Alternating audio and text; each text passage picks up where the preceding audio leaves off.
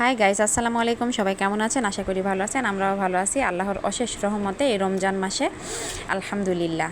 তো আর ঈদের তো বেশি দেরি নাই, ঈদ চলে এসেছে আর 2 দিন আছে। সবাইকে অগ্রিম ঈদের শুভেচ্ছা, ঈদ মোবারক। তো আজকে আমি একটা রান্নার রেসিপি নিয়ে চলে এসেছি। তো এই রেসিপিটা হলো উত্তরবঙ্গের বিখ্যাত আলুর ঘাটি।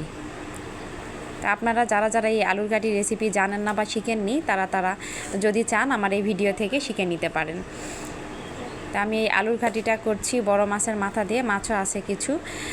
তো মাছ দিয়ে আলুর ঘাটিটা, এটা উত্তরবঙ্গের কিছু কিছু জায়গাতে গরুর মাংস দিয়েও এই ঘাটিটা রান্না করে থাকে, কিন্তু আমরা এটা খাই না, আমরা মাছ দিয়েই বিশেষ করে খেয়ে থাকি। আমি তো মাছটা একদম ভেঙে দেই, অনেক জায়গাতে আবার মাছটা গোটা গোটাও রাখে।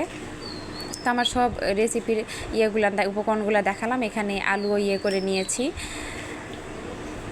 সিদ্ধ করে ডলে নিয়েছি, তো পানি দিয়ে রেখেছি এখানে। আর এখানে সব মাছ এখানে ছিল, এখানে আলু পেঁয়াজ সব কেটে রেখেছি, মশলা টশলা নিয়েছি। তারপরে রান্না তো চলে আসলাম। তো দেখেন সবাই এখন রান্না শুরু করেছি।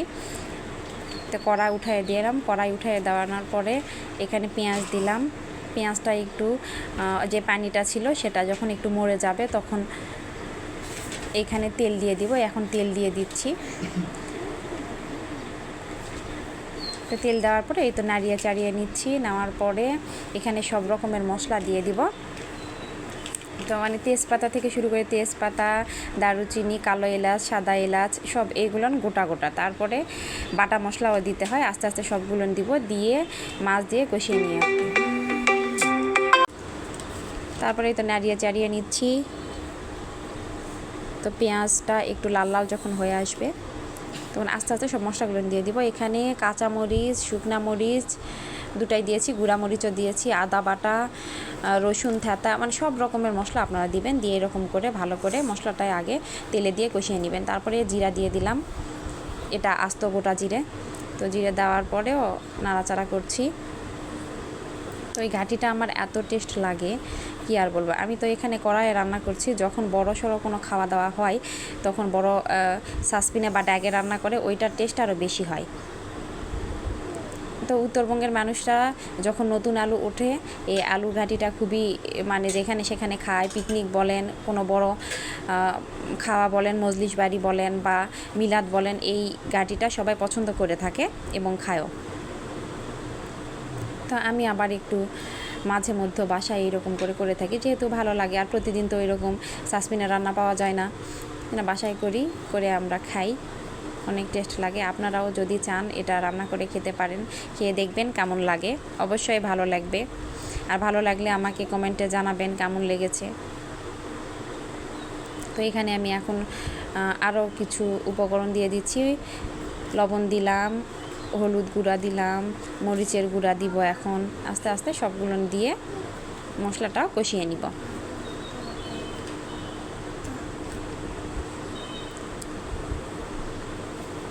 তো একা একা ভিডিও করা, তো এই জন্য একটু সমস্যাও হয়েছে,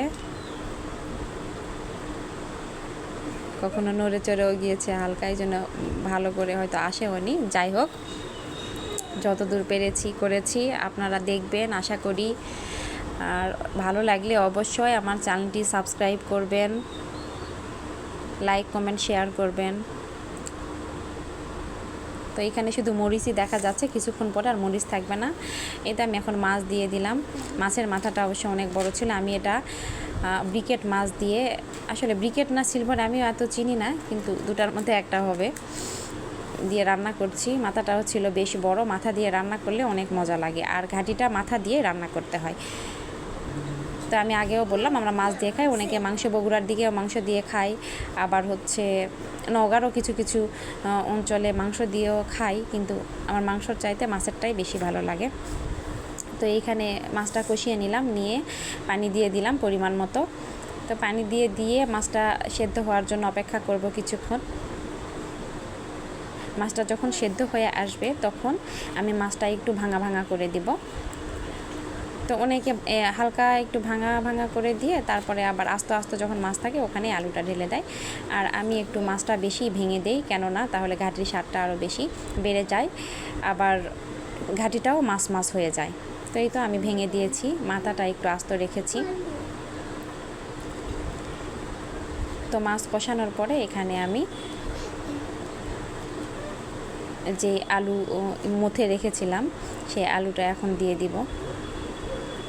কিন্তু মাছটা ভালো করে কষাতে হবে, আর আলু দেওয়ার পরেও ভালো করে কষাতে হবে, না হলে যদি না কষিয়ে রান্না করেন ওইটার টেস্টও আসে না, ভালোও লাগে না। এখানে একটু আদাও, আস্ত আদা থাতা করে রেখেছি, সেটাও দিয়ে দিলাম।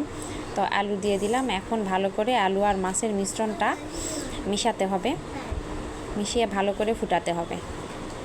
যত বেশি কষাবেন তত টেস্ট হবে। তো এটা মাছের মিশ্রণ আর আলুর মিশ্রণ একসাথে কষিয়ে নিচ্ছি। নেওয়ার পরে এখানে পানি দিতে হবে, আর নাড়া দিতেই থাকতে হবে, কেননা এই আলুর ঘাঁটিটি যদি না নাড়া দেন তাহলে নিচে লেগে যায়, আর লেগে গেলে পুড়ে গেলে মজা লাগবে না, খেতেও ভালো লাগবে না। তো এই তো দেখেন আমি পানি দিয়ে দিচ্ছি, দিয়ে বেশ কিছুক্ষণ ধরে কষছি। কষানোর পরে আস্তে আস্তে এটা একটু হয়ে আসবে, ঘন হয়ে আসবে। তো এই তো ঘন এসেছে। আমার ঘাটির আসল চেহারা কেমন হয়েছে অবশ্যই বলবেন। সবাই ভালো থাকবেন। আল্লাহ হাফেজ।